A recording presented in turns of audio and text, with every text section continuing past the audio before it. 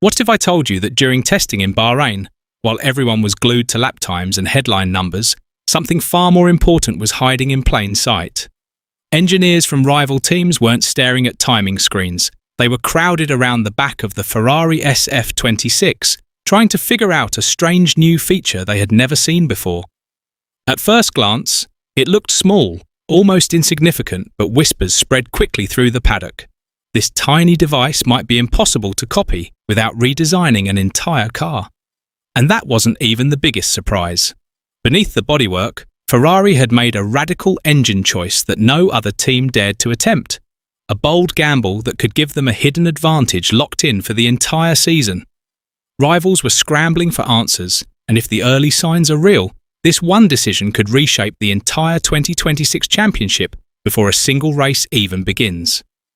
Across the grid, the headlines were dominated by who topped the timing sheets and who looked fastest on a single lap.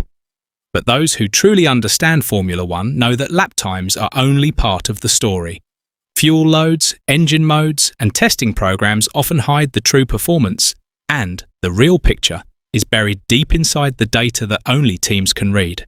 Ferrari's advantage isn't just a clever add-on or a flashy new part, it's structural, built into the very foundation of the car. That makes it far more powerful, far more sustainable, and far harder for rivals to copy. At the heart of this advantage was a single bold decision made by Fred Vasseur. To understand why this upgrade exists, we need to go back 1 year, to the moment when Ferrari deliberately chose a different path from everyone else. In the spring of 2025, Ferrari made a choice that shocked the Formula One world. While other teams were pushing upgrades to extract every last point from their cars, Ferrari quietly told its engineers to stop developing the SF25 far earlier than expected. To the outside world, it looked like they were giving up on the season, and the reaction was immediate. The media questioned their strategy, fans grew frustrated, and as race results faded, the criticism only intensified. By the end of the championship, Ferrari had dropped down the order, seemingly confirming the fears that the gamble had failed.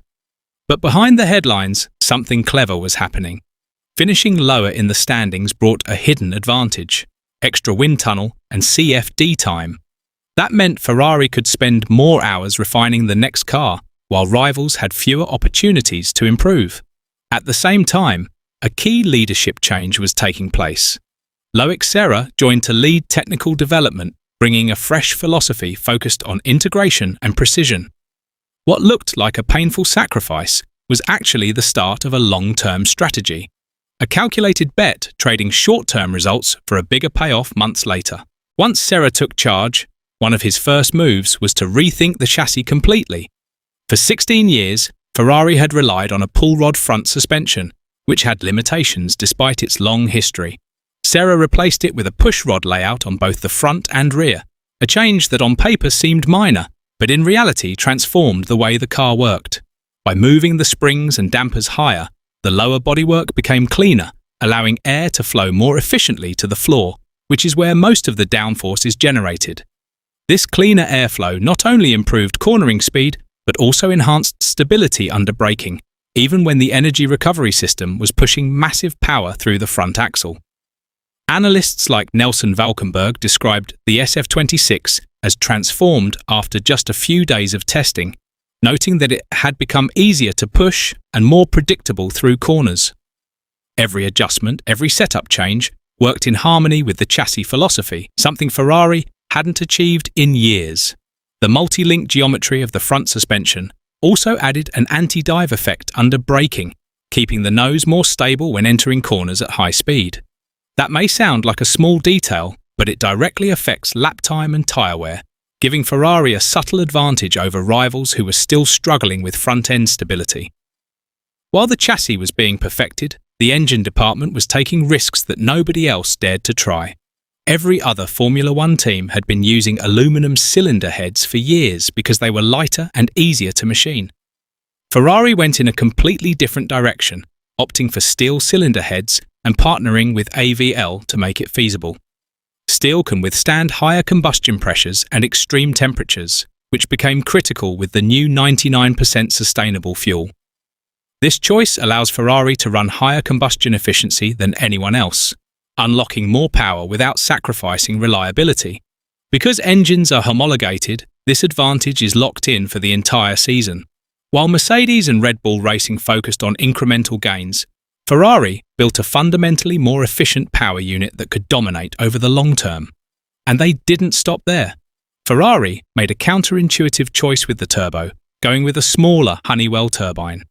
On paper, it might look like they were leaving horsepower on the table, but in reality, the smaller turbine spooled faster, giving better drivability, more immediate power on race starts, and reduced reliance on the electric motor in critical moments. It also made the car more predictable for the drivers, reducing turbo lag and helping them manage tyre wear over a race distance. Combined with the steel cylinder heads, this approach didn't just make the SF26 faster, it made it smarter, more efficient, and uniquely engineered in a way that no rival could copy quickly. Then came the upgrade that has everyone in the paddock talking, the FTM device. During testing in Bahrain, Ferrari revealed a tiny aerodynamic wing positioned just in front of the exhaust at the rear of the car. At first glance, it might seem minor, but its effect is extraordinary. The entire rear end of the SF26 was designed around this feature from day one. The gearbox layout, the suspension geometry, and even the differential positioning were all planned to accommodate it. That means copying it isn't a matter of bolting something on. Rivals would need a complete redesign of their rear-end packaging, costing months of development while Ferrari moves on to the next iteration. It's a perfect example of how integrated design from the very beginning can create performance gains that go far beyond what shows up on a timing sheet.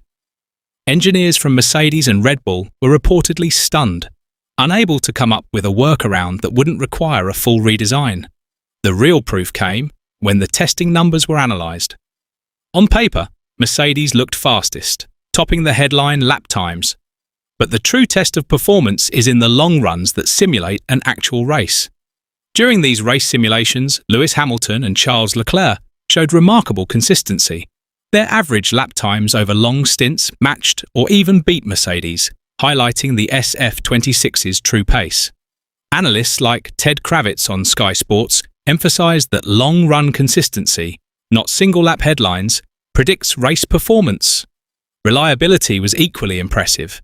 The SF26 completed thousands of kilometers without a single mechanical failure, while rivals struggled with suspension, hydraulic, and engine issues.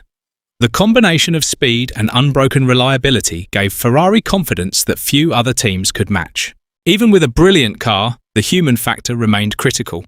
Hamilton and Leclerc have very different driving styles, and early testing suggested that some setup changes favoured one style over the other.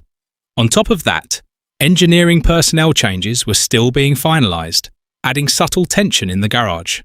Analysts like Karan Chandok noted that even when drivers publicly talk about collaboration, slight differences in feedback can create friction if not carefully managed. The stakes are high. Harmony in the garage is just as important as technical upgrades, because even the fastest car can underperform if the team isn't working perfectly together. Looking at the bigger picture, this Ferrari feels different from past false starts. In 2017, 2018, and even 2022, D cars looked strong in pre-season testing but faded once upgrades failed to deliver. This time, the improvements aren't just about speed, they're structural. The engine and chassis teams are working in perfect sync. Correlation between simulations and track performance is stronger than ever, and extra development time gives them a head start. For the first time in years, Ferrari may have built not only a fast car, but a machine with a platform designed to grow and evolve, reminiscent of the dominance seen during Michael Schumacher's era. All of this leads to the season opener at the Australian Grand Prix, where the real test begins. There are still unknowns: how rivals respond, how the car performs over the full season. But everything so far points to one thing. Ferrari may not just have built a fast car, or they may have built the most uncatchable concept on the grid, a machine designed to stay ahead while the rest of the field scrambles to understand what hit them. And by the end of the season, everyone will finally know if this gamble really paid off.